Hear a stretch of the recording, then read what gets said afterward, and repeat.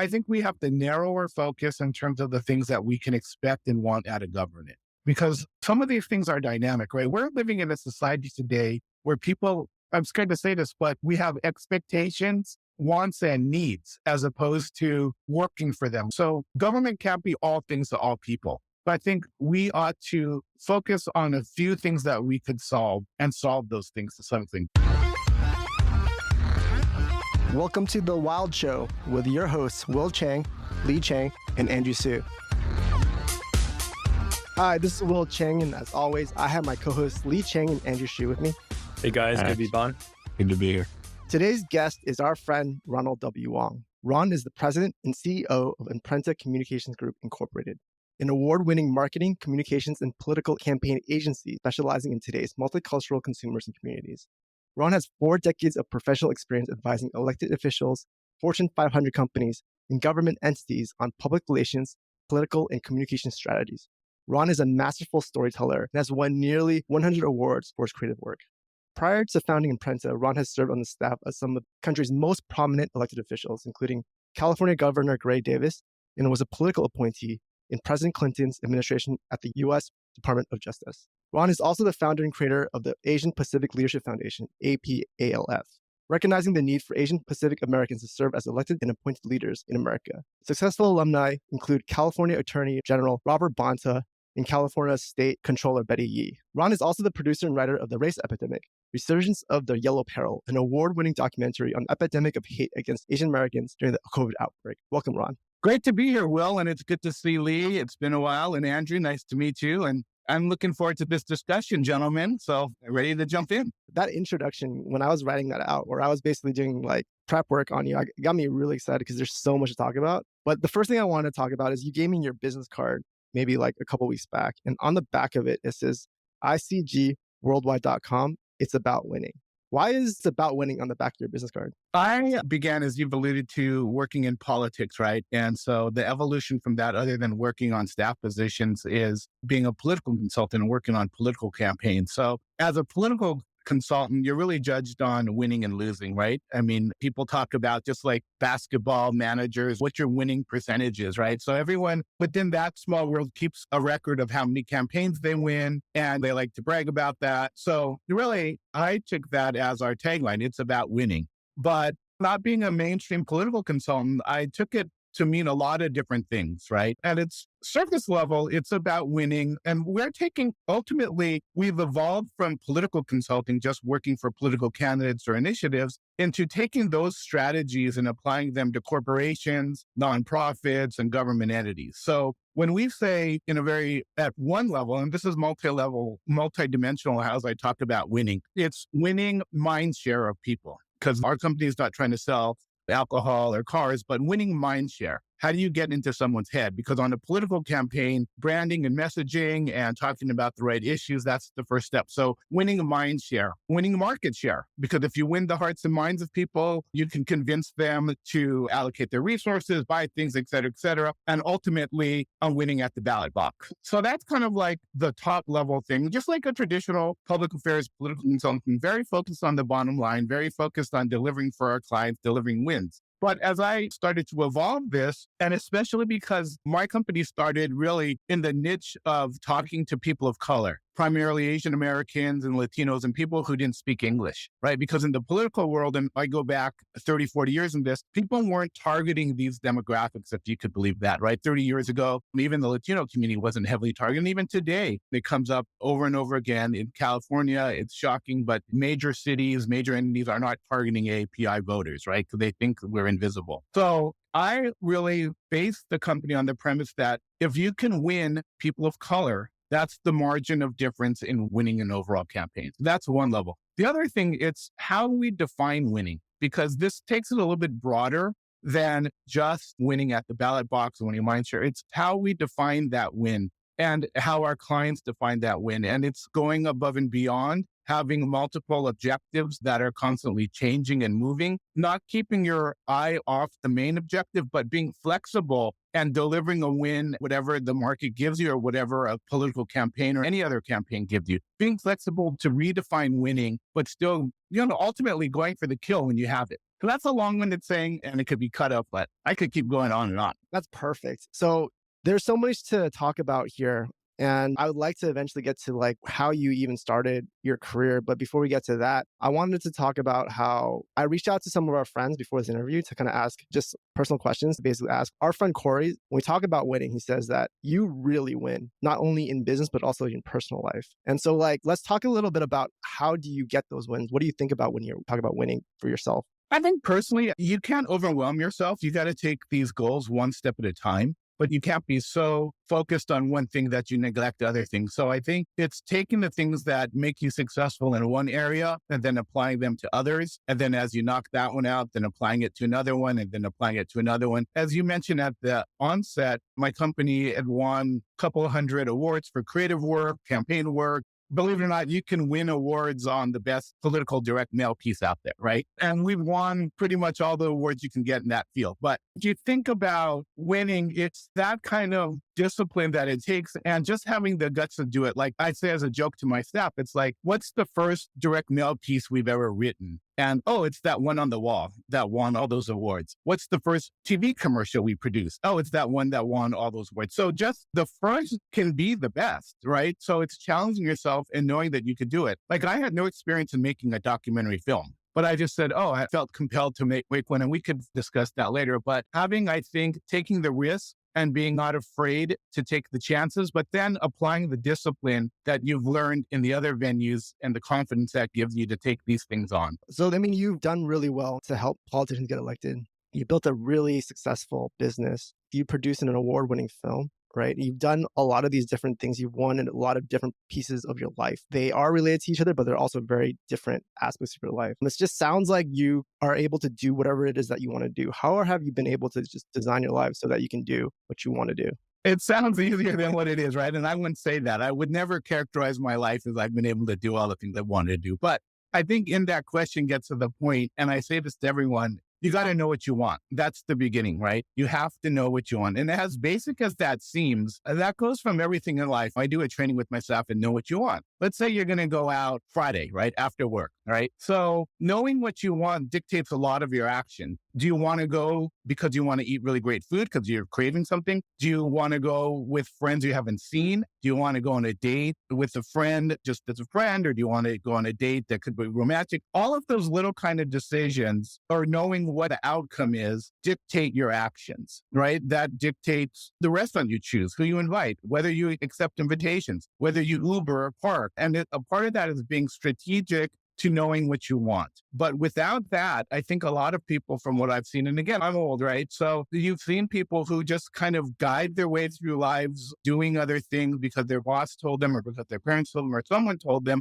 but not really knowing. They think they know, but really not. You have to soul search what that is. And once you do that, then achieving the things become easy because you have a North Star you're shooting for. Going back to knowing what you want, it was incredible because I actually don't know that many people that knew what they wanted during high school, right? And by high school, you had already known that you wanted to get into politics, right? And you started basically interning during high school and then got your way to Clinton administration. How did you know at that time that is what you wanted? And why did you want to get into politics? Well, I think for me, I was motivated by making a change in this world. It sounds cliche, but I really believe that, right? It's what motivated a lot of young people. And it's like, hey, what impact can we make in this world? What things positive can we do? And when you open your eyes and as the APIs, there's a lot of issues we can tackle. Just like today, we're tackling the same issues that I've been working on for the last 4 decades, right? Representation, finding a voice, having a seat at the table, fighting violence, right? Anti-discrimination. So my interest in politics stems purely and only from that. I mean, I could have been maybe a professor or maybe run a nonprofit, but those were kind of my mindsets. And I was lucky that I was in high school debate. I had a fair amount of success because I had a partner who is a genius. Literally, he's a genius, right? He's the smartest person I know. I met him when I was 14, and he's the head of MALDEF, which is the Mexican American Legal Defense and Education Fund, right? And he's been the leader of that for the last 20 years. His only other job other than MALDEF to be the legal advisor to the mayor of LA, right? And he's a Yale summa cum laude graduate. He's a Yale graduate, Order of the Course for law school. He argued cases in front of the Supreme Court. So he was my high school debate partner. So we would always joke around like, who's going to be the president? Who's going to be the attorney general, right? But then it's just a joke because you're a kid, but you realize that was a North Star for me at a really young age. Like, what can I do to impact this community, our community? And looking around, it's not hard to see we have a lot of needs that even exist today, which makes me wonder how much more we need to do to affect the change. Because ultimately what I'm working towards is making sure that this so-called American dream is a dream that everyone can enjoy. Another thing that Corey talked about is your ability to give back once you've achieved success. You've reached the highest levels of politics. And I think over time, you basically created your own nonprofit to get Asian Americans into politics, right? With APALF. Can you talk about why you started that foundation? It's not as altruistic as it sounds. It was kind of like, again, frustration, right? So imagine, and I was still young at this time, probably like 30, early 30s. And some of these people are actually in high office today, right? I was working for the governor. So a bunch of APIs would say, hey, Ron, I want to run for office, right? Oh, what office do you want to run for? And these are stories I get even today. Governor, Congress. And like, oh, well, okay, when's the election? Oh, about less than a year away. I said, okay, how long have you been thinking about this? Since I was a kid. Okay, you've been thinking about it since you're a kid, but yet do you have all of your, just like back in the day before they had, all of the great computer software we have, do you have your lists of friends categorized, your Christmas list in a way that you could talk to people quickly, tell them you're going to run for office? Like, oh no. Do you know how much money do you need to raise for your campaign? No. So it was really my understanding that our community was very naive in terms of running for office. And with that, you get a lot of bad candidates and you get the wrong kind of candidates. And we've seen that in our community because frankly, there's a lot of people in orange jumpsuits who've broken the laws or done politics for the wrong reasons. So I thought as a community service towards my own ends, which is ultimately to get representation, we really need a program that helps train people so that they can make a plan, right? Like, do you want to create a business? You have a business plan, right? You have steps you could take, and campaigns are exactly like that. But there was nobody mentoring anyone in our community. So without those mentors and people to guide you, when you ran for office, ultimately you'll lose. And it's not to say you can't get elected to local office. And I think we've seen Asians, APIs in the last 20, 30 years get elected to all kinds of small school boards, city councils. But then when they step up to run for the assembly, traditionally before our project,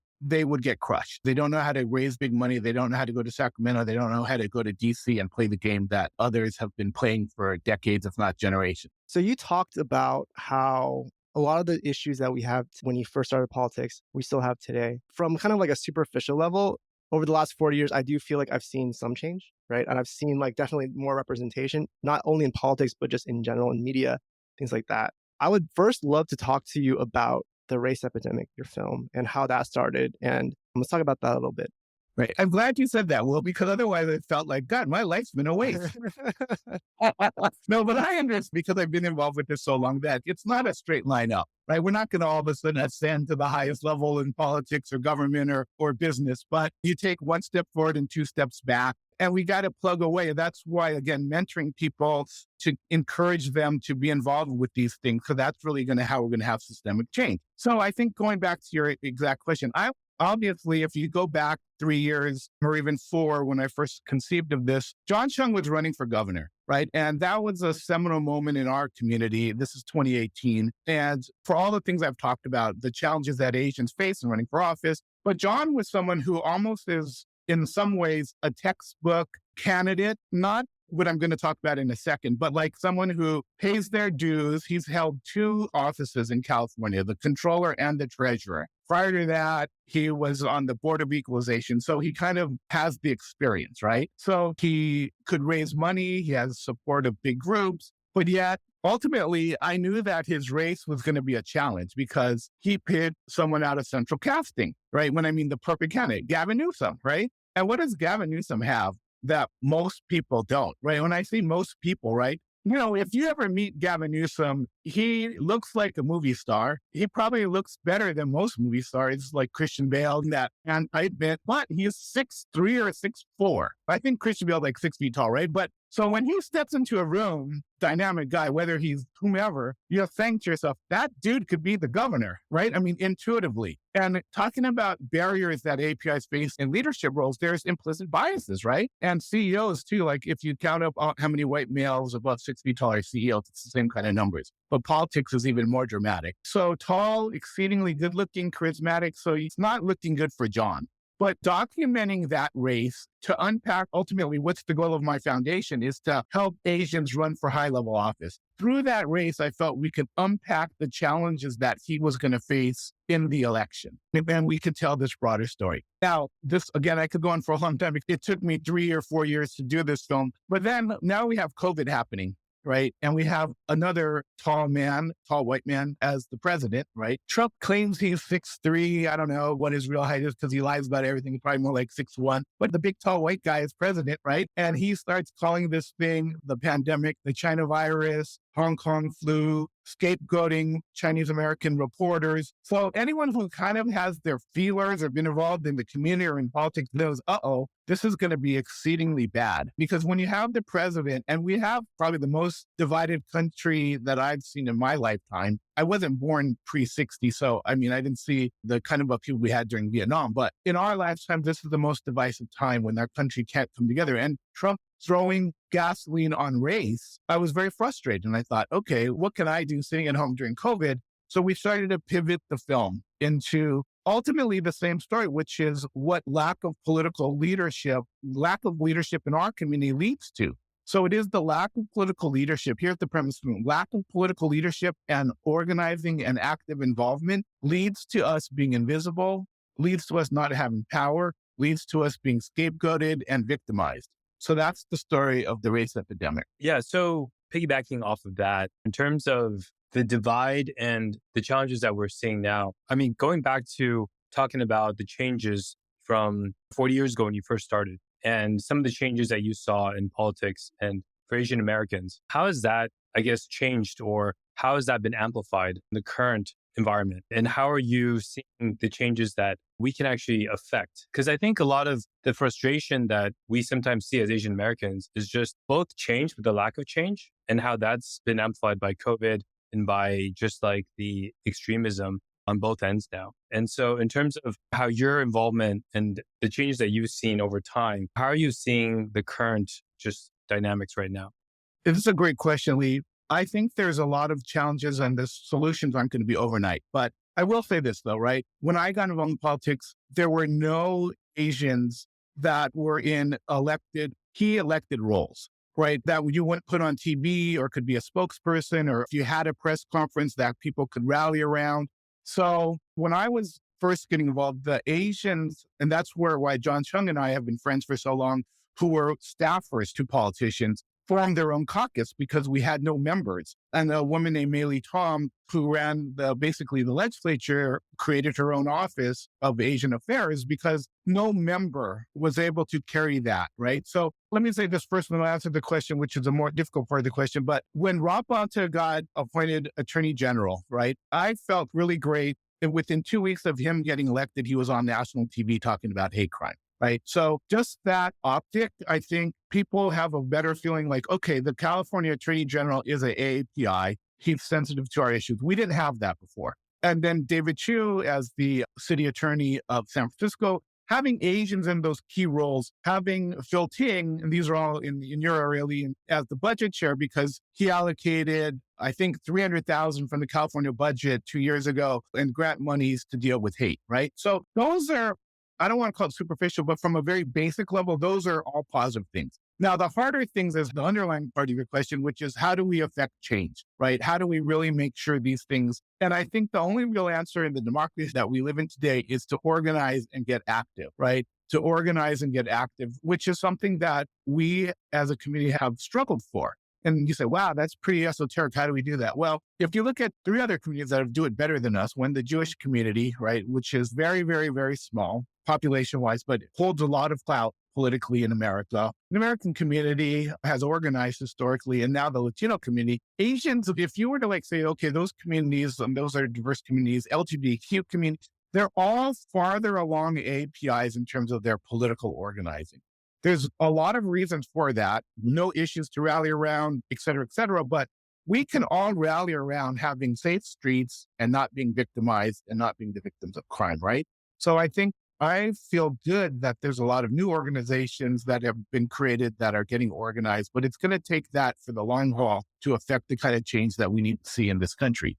Yeah, that's actually a great point that you just made, because I feel like oftentimes when I talk to people, and maybe this is a great conversation we're having because as far as I know, Will, Andrew, and I are not in politics. I think it's kind of like we're ignorant, but at the same time, we do represent a large demographic that are obviously interested in affecting change if we can. We just don't know how. And also, oftentimes when we go out to certain events, rallies, etc., even the term AAPI to me, sometimes you get into discussions with people where they're talking about how this is supposed to be, obviously, we always hear Asian Americans are not a monolithic demographic. And just understanding every single ethnicity, background, people of color, so to speak, Asian Americans and their different needs and their different problems and the different challenges that they face. I think oftentimes going to these events, you just feel like there is no unity, to your point, right? And I think that's something that I felt during COVID, especially, and being in San Francisco myself, the hate crimes that we're seeing on the streets, that's something where everyone can rally around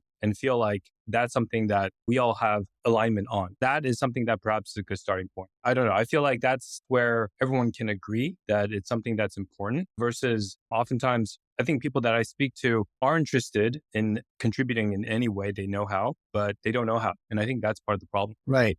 I think that is part of the problem. And it's a challenging one. I think changing a paradigm of what politics is. So you're talking to someone who's been involved at a professional way, right? Not as a community activist, right? I think it's making those kinds of distinctions, right? Between, I don't want to say professional politics, but the kind of politics you might see on House of Cards. That would be like professional politics, right? Versus like street level activism that a lot of people not involved in politics perceive as politics, which is an important part of it, but it's not exactly the same. So I think having a broader definition of what even political involvement means, right? And of course, we're talking about things that need to be legal and other things like that. I'm just talking about the system as it is today, right? So what politics is the exercise of power and resources, right? So when we look at it like through that lens and we say, well, as a community, it's zero sum. The state budget, and we're talking here in California, we're all in California except for you, Andrew. I think New York actually allocated some money from their state to fight hate crimes too. But California's dwarfs any other. Well, largely because we had Phil Ting and then Lowe and others fighting for it. But if there was nobody at the table, whether that 300,000 is well spent and it's still being spent today is a different story, right? But there wouldn't be that number. It might be 30,000, might be 3,000, it might be zero. Right. So having the exercise of power to release state funds to get that kind of money. Even my dad was the chief accountant for the city of Los Angeles. This was like a long time ago, 70s, 80s. He would talk about like Tom Bradley was the governor a long time and how much resources went to African-American small businesses, justifiably. But those are resources, right? Politics, the exercise of power were over resources. Right. So if we're not at the table, just like in corporate America, then we're not getting a share. And I don't want to use the term fair share because then you get into, well, what's fair share? Is it based on demographic, blah, blah.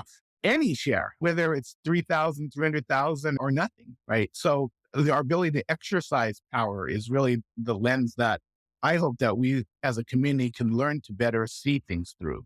I'm going to twist this topic a little bit and talk more about or ask a question about the actual movie and the process in making the movie. One of the things that I've noticed, Ron, is that like you're very connected. Getting this movie done, whether it's bringing on your friends, the who's who of politics in Los Angeles and California, Asian Americans, to basically getting the movie win awards, helping the movie win awards, getting the movie produced, getting the movie picked up for distribution. And it seems that you have a lot of friends in a lot of different places. And so my question is, how have you been able to kind of build these relationships? Like for an Asian American, someone like myself or Lee or Andrew, like, can you help us understand the way that you've been able to build the relationships and build your network? Yeah, I think that's a great question. I know all you guys know these things, but they say you are who your 5 contacts are, or like if you're not networking, blah, blah. I think what politics allows you to do is build strong bonds with people. right? Because there are teams, right? There's Team Bonta, for example, which I'm on, and Rob Bonta is going to run for governor of California and whenever that is up. There's Team Newsom, I'm sure, but there's team. So being on teams, but there's also that in business, right? There's a certain amount of loyalty that needs to go with that, right? And then it's also people have relationships because they're win-wins, right? And structuring them in a win-win situation. And knowing that you have to add value when you're at the table gets you invited back, right? But long-term relationships. And then the most important thing that goes on the top of this is shared vision, right? And it's getting people to share what that vision is, to share the North Star. So it's not my fight. This fight is not like, let's just say Rob Bonta for governor. It's not about making him personally the governor. It's about him instituting the policies that he wants to see as the governor. Rob's going to get, because I used to do political appointments for Governor Davis, 3,000 appointments when he wins for governor. And that means UC Board of Regents, right? Any of you guys want to be regents, right? I mean, not you, Andrew, but maybe New York has it. But I don't know if you went to a UC, but it'd be cool to be a regent, right? Or Cal States have boards. Every single water district, one of which dictates water, the coast. There are important boards that are governing this state. And that's where volunteer people or citizens could be active and should be active. So getting onto those boards, being active, but the people on those teams and the loyalty that they breed helps you throughout a lifetime, really, in my case. So Rob Bonta is the current attorney general and he's running for governor, right? He's not announced yet. Okay, Yeah. sorry. Not announced yet, but he was the first class of APLAF. And so my question is, can you tell who's going to be successful and who's not? And what are those characteristics? That's a good question. I think you can when you get in front of enough candidates. And let me just tell you about a story, and I've shared this publicly about Rob, how I met Rob. He's the most humble, down-to-earth person you could come across, given his credentials. I met him through his mother, who's a community activist, right? She's Filipina. And actually, Rob was in the second or third class, but notwithstanding, I was recruiting people. So I ran around the state, recruiting, talk to people. And Rob's mother came up to me and said, "Oh, my son should run for office. And can you talk to him?" And I get that a lot. So it's like, "Oh, yeah, sure, whatever." He's like, "Well, tell me about your son." He said, "Well, he went to Yale undergrad. Then he went to Oxford. Oh, and he played, I think, soccer. He played soccer at Yale. He went to Oxford and then went to Yale Law School. And now he's a city attorney in San Francisco." And I said, I think I should meet him. So I met him and actually recruited him into the class. And I told Rob, and he'll say this public too, I told him he's going to be the first Filipino American in the state legislature in history. And he was, and he is. I told him he's going to be the attorney general, and he is. I told him he's going to be governor. He doesn't believe me yet. He's not announced again. But there are qualities that people have, just like in business, that it's not for everyone, right? And when you've been around enough people, you kind of see who has those leadership traits. Yeah, so I want to follow up on that, right? So what did you see in him and what are these qualities that you're talking about? I think in his case, he's extremely humble. But don't forget, and we could do a whole session on personal branding, right? Being a politician is having a personal brand. So if you go to a good school, that's a brand. Like a lot of APIs go to good schools, but like packaging yourself, it's the overall package. And being thoughtful and deliberate and being articulate, right? And being able to present that vision. And that's where you have to make a divergence from like activism and people that want to step forward. Those aren't always the best candidates. Sometimes you have to go out and get the candidates. I think we could look in our fraternity and find a number of people that'd be great candidates. I could go through their names if you want me to, but I don't think they want me to. And they don't even know it yet. So yeah, I said in your intro, you're a master storyteller. And part of the reason why you've been able to help people win is because you've been able to tell the story, right? And you've been able to figure out the personal brand. So what is the process? So you have a candidate or you have a Fortune 500 or whatever it is that basically is coming to you for advice and how to win. How do you figure out how to tell a story? How do you package it into a personal brand? Well, I think the first thing is target audience, right? So that's the biggest problem people have when they enter not only marketing, but in particular politics. Like, who am I going after? There's a whole equation about, just like marketing, like how many votes will it take me to win this election? And then you have to figure out what's the demographic of those voters? Who's a frequent voter? How many votes? Blah, blah, blah. So from that, then you could develop a brand and messaging that appeals to those people. I mean, that's where this thing is very much like marketing is very cynical of what political consultants do. They find the pathway to get you enough votes to win. That's what they're paid to do. They don't tinker with you as a person, your ideology. They're just trying to get you in office. And that's why you're paying them, right? So in developing a brand, I would say on the second level, once you can match up to the district is authenticity, right? You have to be authentic to who you are. People aren't dumb, so they can smell it. And even the guy in Florida, DeSantis, is having issues there, right? So it doesn't mean you can't win, but ultimately authenticity is really key. And I think I don't want to say being likable, but if you think about these legislative bodies, like to be the speaker of the legislature, for example, you have to horse trade, you have to make deals. So everything is a deal, right? Like there's lobbyists are in between those deals and the special interests, but your ability to negotiate, understand people is key. But the most important thing is matching yourself to the voting demographics and developing the issues and a brand around that. Not unlike marketing. And that's why I said my company's been able to take these political strategies and apply them to other areas, other businesses, other venues, whatever. Can you give me an example of maybe like a corporation or something like that you've taken kind of your experience with politics and basically apply them to doing this for your company? Yeah. So like I said, even though we have corporate clients, I'm not selling things like pizzas or hamburgers. Or my corporate clients generally are people in the regulated space. So my largest clients is, and they still are, and they have been for the last 20 years, is Pacific Gas and Electric. And you guys know, I don't know if you've been, probably you don't know, Andrew, unless you've been in California, they're a big utility, but they've had a lot of issues like burning down, having fires and getting blamed for having fires. So they have a lot of political issues that they need to deal with. So this is slightly a long story, but this is a real story about how I got working with PG&E. So in 2001, which you guys probably don't remember because you're very young, but there was a movement because of the rolling blackouts and all these problems that San Francisco and the state was having. So the public, meaning San Francisco government, wanted to take over PG&E in 2001. So they needed to have bonds. So let me just ask you guys, at that as an idea, you want government to take over your utility company? Yes or no? No. I would say no. No, and you're in San Francisco, right? Andrew, what do you think? I think it depends. So San Francisco, they had a board of supervisors that had a mandate where majority of them, that was their goal. Corporations are evil. So they wanted to take out PG&E. Okay. So they hired me to do this campaign. This is when I first started. And they said, okay, our budget for this campaign is about $2 million. So we set aside $300,000 to reach Asians, right? Because based in this is San Francisco. And so supposed to do some paid stuff and some direct mail. And then they came back a week later and said, well, yeah, we're still going to hire you, Ron, but we're not going to give you the $300,000 to spend. It might have been $500,000. And I said, why? And they said, well, because we did polling, and what we found out was 30% of the Asians support our position, 30% oppose, and 30% are undecided. Okay. So then they figure if we do nothing, we're going to split 50-50.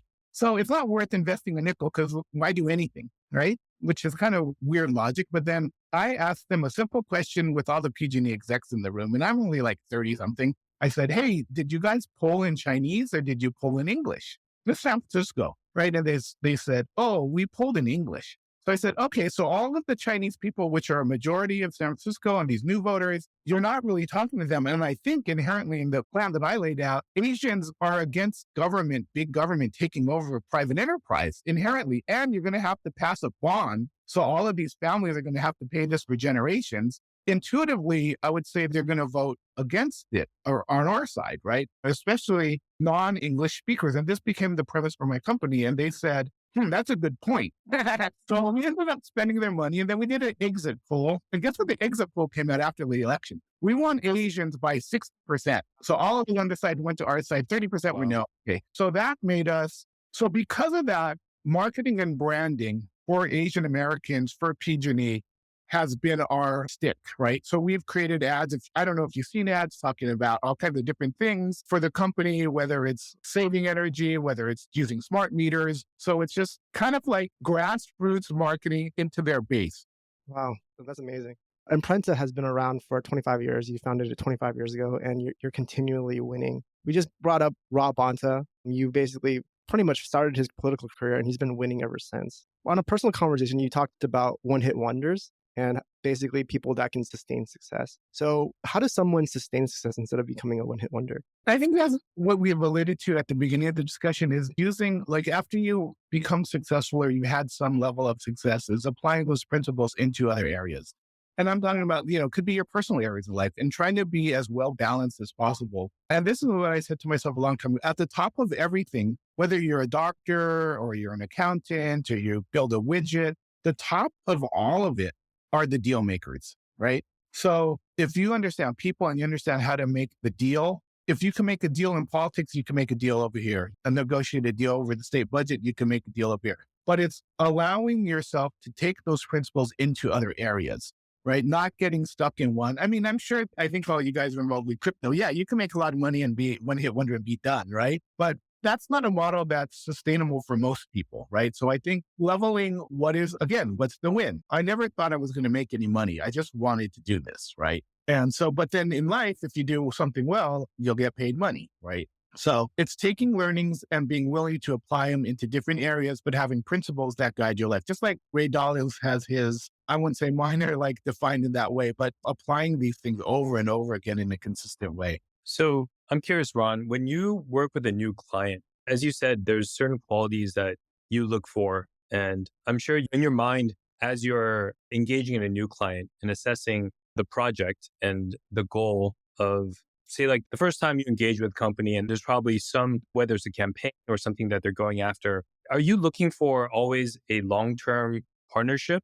Like, are you looking at something where I can win this fight for you, but perhaps I don't see you as a long-term winner and thus I'm not going to work with you? Or are you like, I see something there that we can work together and build a longer-term winning partnership? How do you go about assessing opportunities and what kind of partners are you looking for? Thanks for that question. I think I should have stated this on the onset. My company has a mission, and it sounds like a nonprofit mission to empower communities of color by giving them a voice and communicating to them in ways which respects their diversity and understands their culture. So basically, we're not going to whitewash anything, right? We're not going to just get paid to translate something or be a front for anything. So with that mission, to answer your question, yes, we only take clients that adhere to this mission. So it's not always progressive candidates, right? Like we've done work where we've had conflicts because the American Beverage Association hired us to defend against soda taxes, right? Because I felt, going back to my mission, I felt that Asian small businesses would be dramatically affected if we had these soda taxes because their margins in their restaurants and in their stores would be squeezed to the point that some of them would be put out of business. So all of these don't cut very cleanly, but we try to adhere to those principles. But by and large, we want to have a long-term, unless we screw up a project, which happens now and then, but we want to have a longer-term relationship with all of our clients and join in this mission, right? Right. And so what happened with the ABA? Did you end up taking on that case or what did you ultimately do? I think we won that campaign. We actually ended up resigning that client. Wow. Yeah, we ended up resigning that client, which I felt really bad about. I wanted to take them on.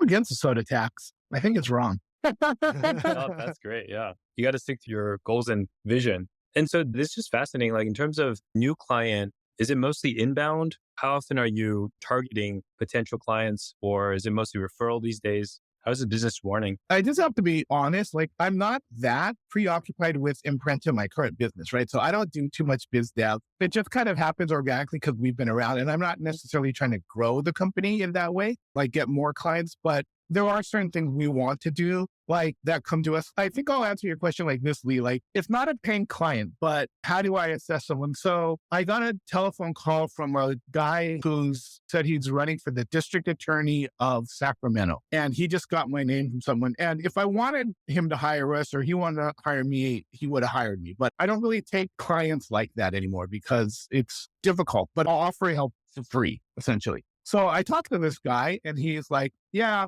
I was a chief deputy prosecutor and I'm the guy and I'm Vietnamese. I mean, he had this amazing story, but basically being a boat person, man, almost dying like on his voyage to America and then becoming an attorney and wanting to be a district attorney and all that. And he prosecuted it in Sacramento. There's like this rapist and he was the lead prosecutor on that case. He's prosecuted like the biggest homicide for Sacramento, but he was going against the candidate. He's pretty much nonpartisan because he's a prosecutor, but he was going against a candidate that was very left of center and all that stuff that's going on today. And I really wanted to help him, and I ended up helping him a lot pro bono because he was able to articulate a vision to me that made sense, but he had a compelling story. And he's someone I wanted to see in office. So I don't necessarily need to get paid to do those things. Although I am launching a media company with another fraternity brother of ours, which I'm much more interested in terms of making money on.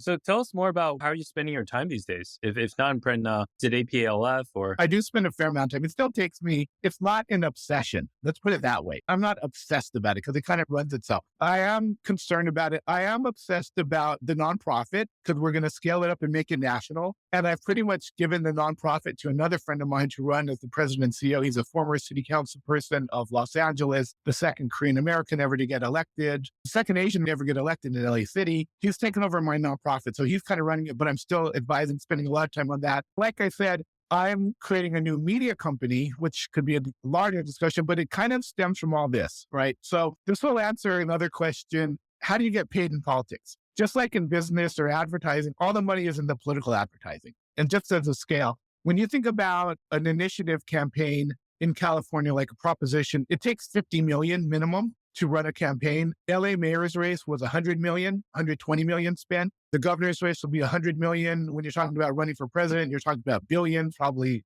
6 or 7 billion. All that money is media. Spent on media, paid media, making TV commercials, blah, blah, blah, right? So because of my involvement in this world, and I'm spending in reaching people of color, very little is spent in targeting Asians. And when they are, it's not done effectively because there's a flaws in the market in terms of reaching all of the publications. So my new company is going to cobble together all of the publications and offer it as a commodity. That's amazing. I think that makes total sense. I mean, I feel like from what you talked about, beginning with PG&E, I mean, today, all the communique, I get it in English, Chinese, Spanish, etc. But that's still only people who probably are checking their mail. But in terms of like the younger generation and all the different channels and platforms, I feel like there's definitely a lot that is still to be explored or to be taken. I feel like there's still a lot that people, we talk about like grassroots campaigns and all that, but I feel like we're just kind of like, at the tip of the iceberg. Yeah, I think there's a lot of opportunity there. Politics goes slowly, but this media, okay, here's a factoid, right? So of all the money spent in advertising, and I'm not just talking about digital, 95 cents goes mainstream. So 95 cents goes to ESPN, LA Times, New York Times, whatever the case may be. Of the 5 cents, guess how that's spent? Of the 5 remaining cents. How is this? No idea. Okay, 3% goes to Latinos and 2% goes to African Americans because we are 0.2%. 0.2%. So that tells me there's a huge opportunity. There's barriers to why people aren't advertising. It's difficult. There's all these small, disparate publications out there, but we will pull them all together and then make it easier for advertisers. But if you just go by our population, we're like 6% of the country, I think, going on 7, the fastest growing. If we went to 2% as opposed to 0.2% in terms of media spend, why this matches up really well for me is because, again, it's a cause. Because like Asians, as we're invisible, partly because no one's really talking to us in a lot of different ways, right? And no one's talking to you, then you're not voting, then you're not voting, then you're all these manifestations of that. Yeah, one of the things I've noticed in your career is that you've been able to find and spot opportunities and gaps in the market and basically really specialize and create opportunities for yourself.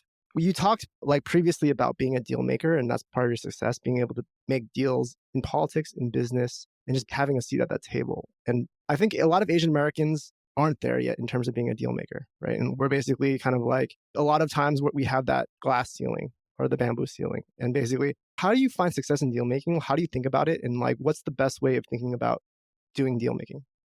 Yes. I'm using the term deal maker as a colloquialism. I wouldn't characterize myself as a deal maker per se, but I think the overarching premise is like shared goals, right? So like the things aren't zero sum because I'm coming from politics, right? Everything is almost like, I'm coming from the old politics, not the new politics where people are so far apart they can't find middle ground. But generally, the whole nature of politics is compromising and finding where people stand, where they sit, and then negotiating that out, right? So if you come to the table like that, as opposed to things being zero sum, then you can make a deal, right? Like I bet you the four of us could come up with a business right now and figure it out, or even a nonprofit, because we would start with what do we want to do? What skill sets do we have? What resources do we have? So first you put all of those things on the table, but you kind of know what you want. Let's say I was hell bent on creating a business with you guys, right? Just cause. I mean, we could probably do it, right? Because we would say, okay, I'm going to put more resources in than you guys because you guys are younger. When you get super successful, you'll like, remember that. And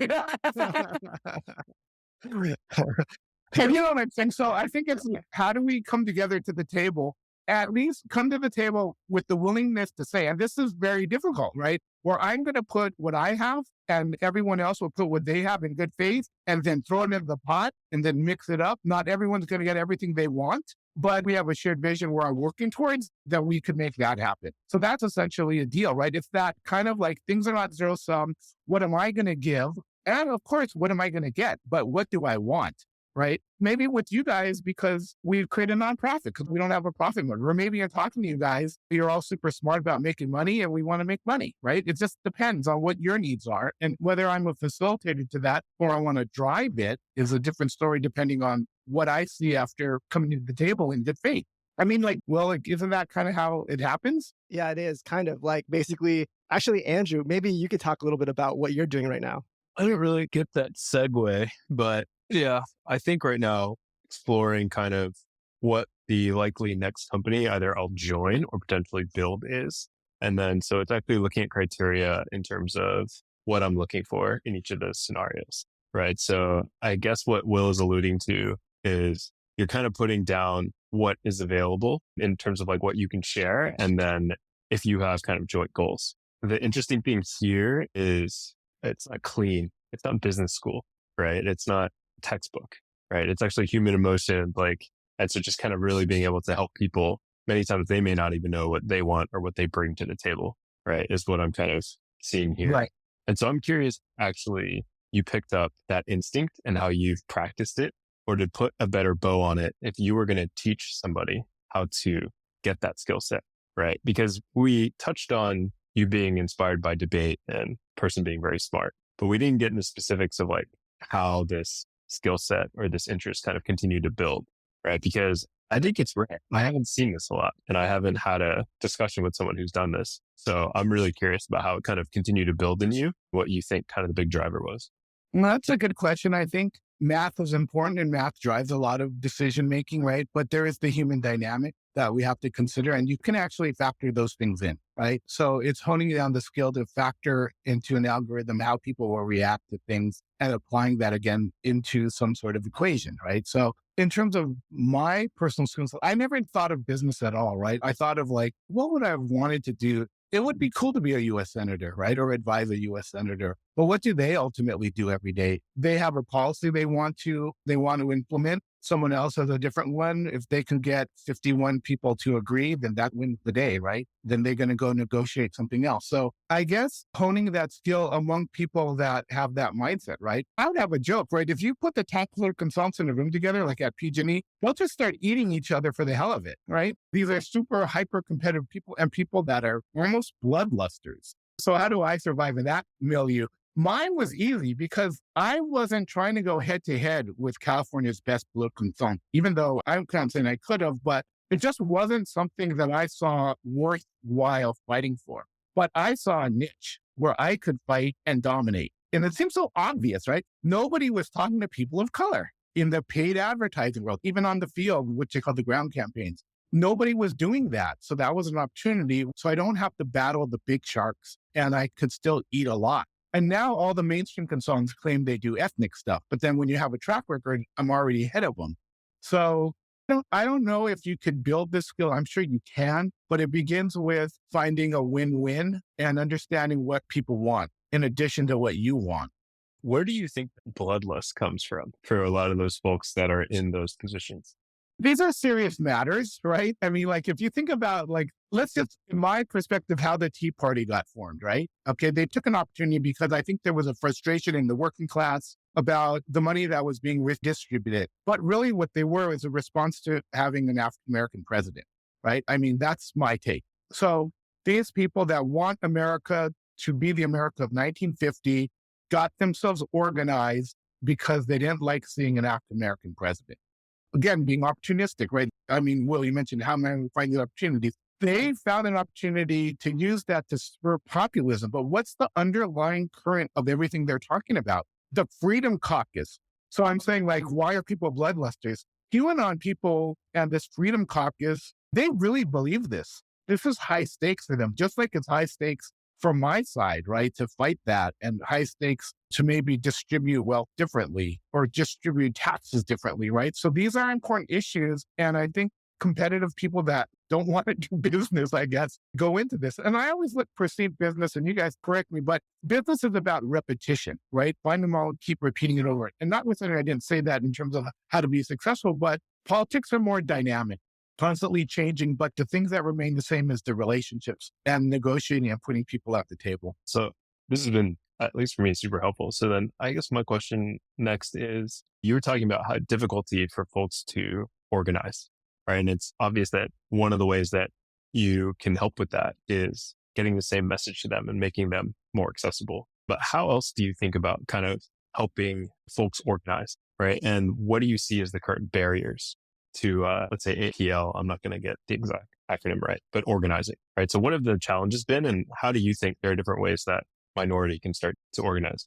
Okay, so I'll answer that, but then I want to ask you guys a question about something else, right? So I think that resources go along. We're still working in a society that needs to have resources, right? I'll just use examples. If you take a look at, you guys can sense I'm a Democrat, right?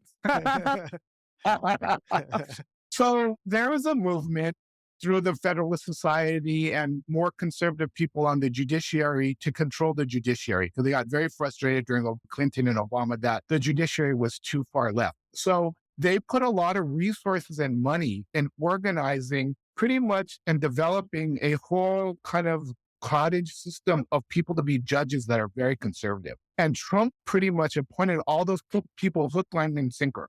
So that's a model of organizing pipeline, very clear objective. But billionaires in this country are behind those things. We just don't necessarily see it, like the Koch brothers, right? And all of these very interests, they are investing in things that we don't necessarily see. And when I said our community is immature, we have those resources, but not at that level. But there is a fair amount of resource in our community. Are we willing to invest those resources in that way, like on a clear objective? If we wanted to, infiltrating school boards is another thing that is a political objective of these folks that are well-resourced, right? So everything takes money, takes resources, but we are so far away from doing that because I think a lot of people think organizing is like going to a protest, right? But what I've seen, organizing is the manufacturing that goes behind it and the strings that get pulled that nobody sees. You must see so many strings, right? I will say this, and maybe this would resonate to some extent with people more in business, right? So a friend of mine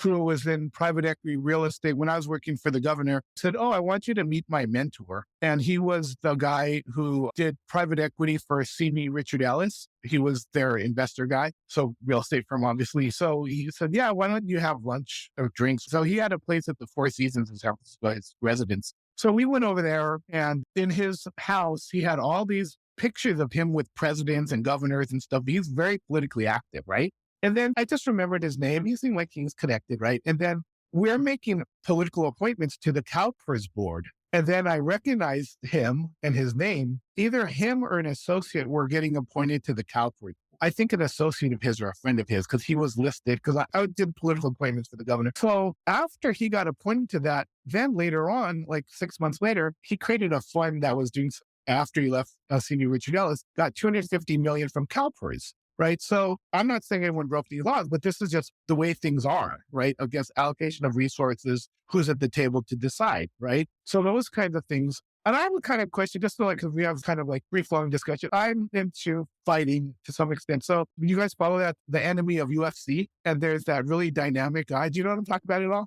That's a guy you could say, that guy could be a governor of a state or something, because he's got a great story. He's freaking dynamic. He's articulate. He's not like a movie star who looks to be not unattractive dude, right? I mean, that guy could, if he wanted to do politics, but you guys are business guys. When you look at a guy like that, what traits does he have that you would say, okay, made him a great business dude? I mean, he went to Harvard and all this B school and all that, did investment banking or whatnot.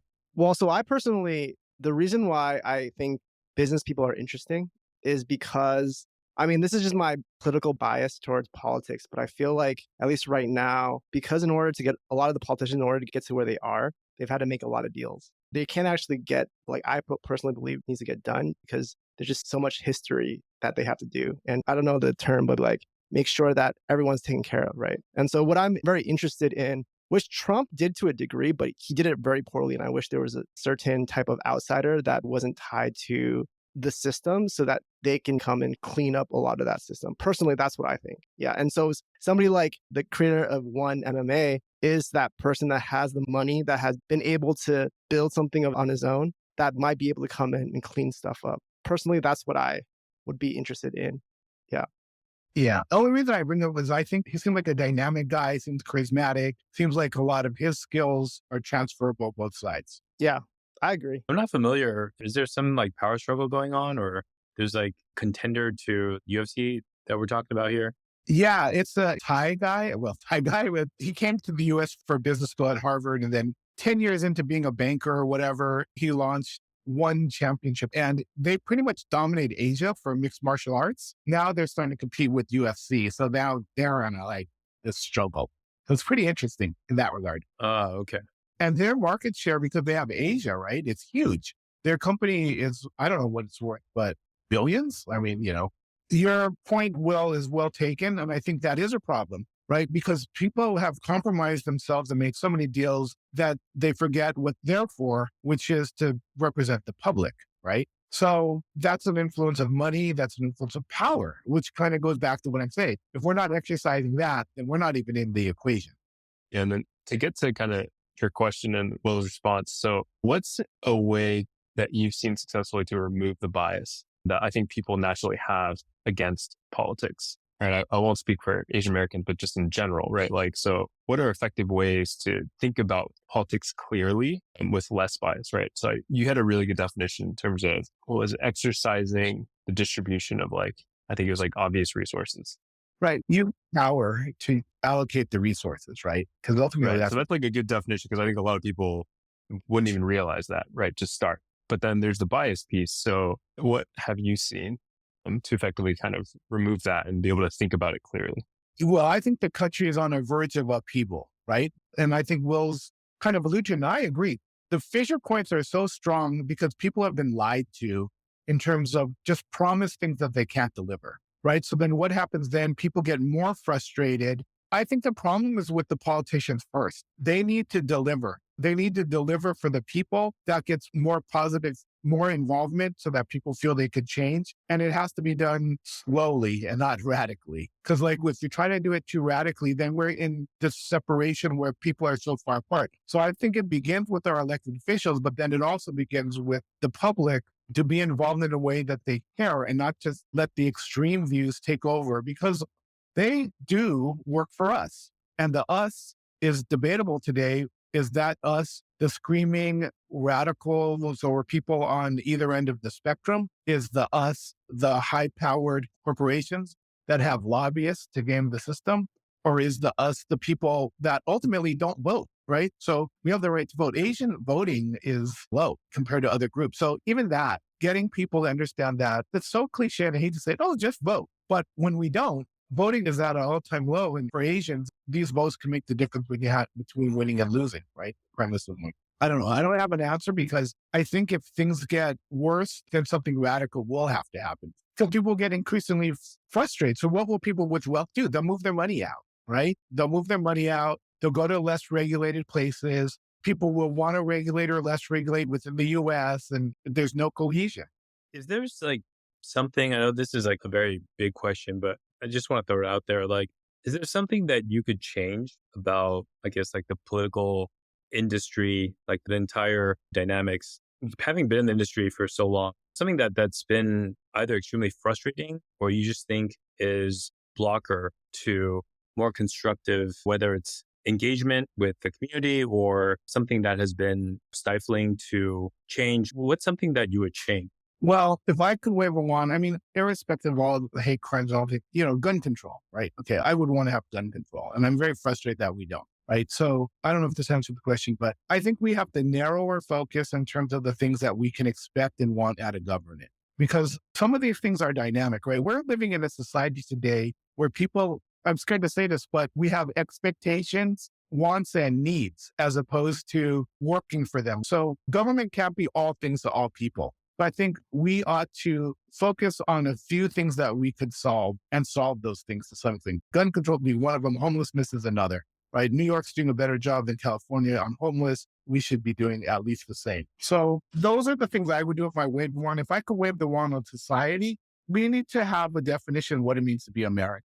And I think that's ultimately what's dividing this country. There's some people that think America is what it was in the 50s. And there's some people that think America is anything we imagine it to be. And then there's people, I think, in the middle that, where do they lie? They're not advocates. We're just living our lives, right? So that's what's wrong with the country as a whole. And that spills off into politics. It's almost like we don't have a defined purpose as a country now. Well, on the top of like magic wands and hindsight, if you could go back and talk to young Ron 20 years ago, what advice would you give yourself? I would have said even more extreme than I have. Take all limits off yourself, all limits, because I really think that's why it's fun time. We could have another discussion. I think the people that are going to change this world are the billionaires, right? Because the way the system is now, it takes resources to make systemic change, right? And I would have taken any limitations I thought of myself and how to make change and focused on that more than what I have. So no limits. What I mean by that is I joke around. Like, you're on South Campus, right, Will? Yep.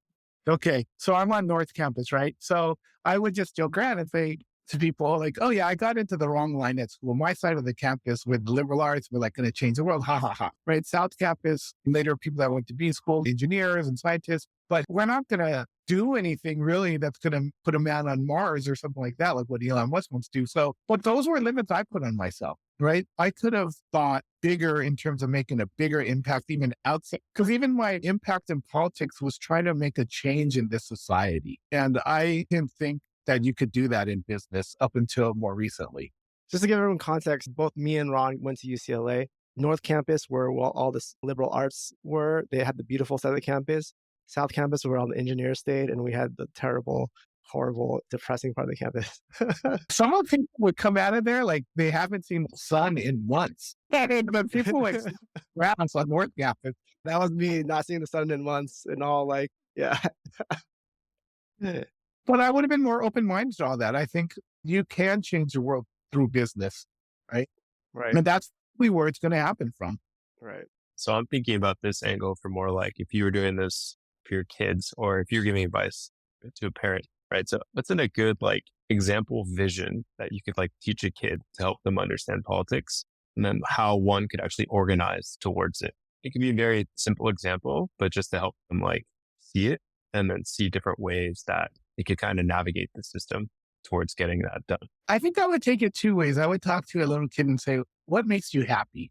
Right? They may something like, oh, I want to play in the park and I want to like have clean streets and I want to like be free. And then I would kind of say to them like, yeah, you can do those things, but we have to fight for those things, right? Parks, good resources, right? And to see that the connectivity, we have to take care of our planet to have those things, right? And then I would say, what makes you sad? Right? And poverty or seeing this or not, seeing kids not have enough to eat and then say, well, we could solve those things. So it's like all of these things are the choices we make. Do we choose to solve them as we move forward and work together? And I think the young folks, if I could like wave a wand and talk to all of them at once, it's like, look, we can make this a better place.